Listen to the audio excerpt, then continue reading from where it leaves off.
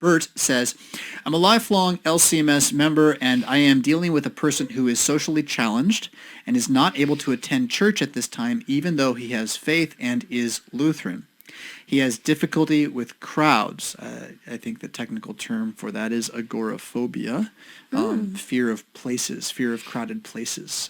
The agora was the shopping market in the ancient world. Oh, interesting. Yeah. Okay.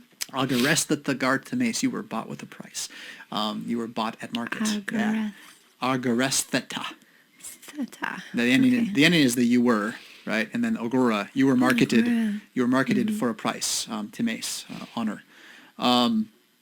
So, in order for him to receive communion, do the elements need to be consecrated by an ordained pastor, or can I bless the bread and wine and give them to him using the words of institution in the hymnal?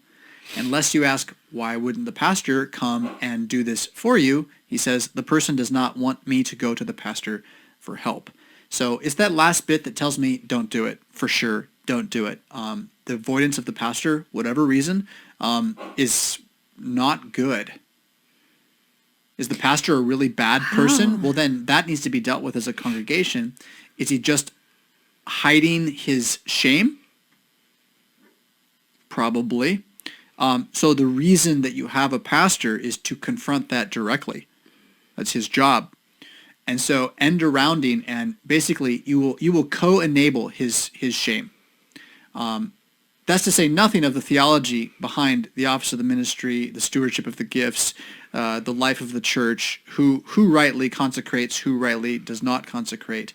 You would be usurping authority for yourself. You'd be running without being sent. You'd be a dreamer prophesying dreams. It doesn't mean that it wouldn't actually work. I have no idea, but this is not a good plan. This is not a good plan. The power of the office of the ministry to consecrate the sacrament belongs to the church.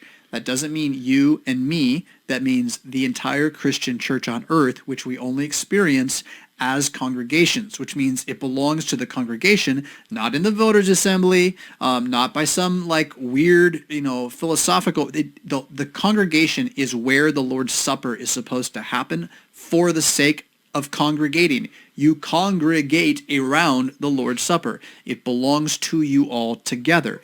Hence, nobody should have the liberty to just grab it and run and do what they feel like with it. And really, the only one who should handle it is the one man that they appoint as an overseer among them to oversee the reception of the Lord's Supper. Like, that's his job. That's what he does. It's therefore his stewardship. It's not his authority. It's the church's authority that he stewards. He holds the office. An office is a position of authority in order to steward the supper for the sake of the faith of the flock. And if this individual is part of the flock, then it is beholden upon him to, we'll get to this a little, respect his overseer. See the overseer as the one to whom Jesus, or the one whom Jesus has sent for him to receive the Lord's Supper. Why would he go around that? Can't be a healthy reason. There's no such thing as a healthy reason. You have this person who is, they're struggling, you see their need, you're having mercy and pity on them, but what you sound like you're doing is you're in a co-enabling relationship with this person, right? And you're going to enable their sickness, and you're going to become part of how they keep their sickness and don't heal, and so you will be required more and more in their life so that they can not heal and avoid their issues, with you being the temporary fix. In fact, an idol of sorts. And that's to say nothing of the theology of the matter, which is that the pastoral office is given for this very purpose.